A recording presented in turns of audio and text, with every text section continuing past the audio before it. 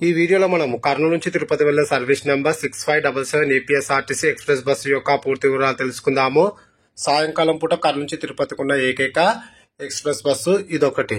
ఈ బస్సు బనగానపల్లి డిపోకి చెందిన express bus. ఈ బస్సు ప్రతిరోజు సాయంకాలం 6:45 కర్నూలు బస్ స్టాండ్ లో అవైలబుల్ గా ఉంటుంది.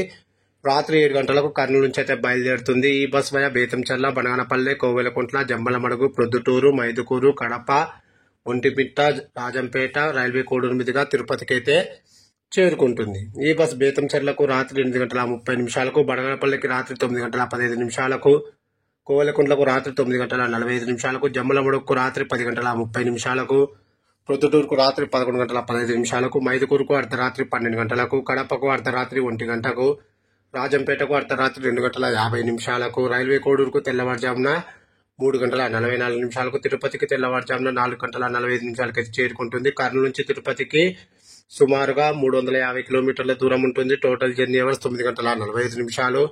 అలాగే కర్నూలు నుంచి తిరుపతికి బస్ ఫేర్ రిజర్వేషన్ తో కలిపి 495 రూపాయలు అయితే అవుతుంది. తిరుగు ప్రయాణంలో ఈ బస్సు మనకు బనగానపల్లె వరకు మాత్రమే జర్నీ అయితే ఉంటుంది. కర్నూలు వరకు అయితే రాదు. అందుకే ఈ వీడియోని ఒక్క సైడ్ మాత్రమే చెప్పడం అయితే జరిగింది. Thanks for watching my video.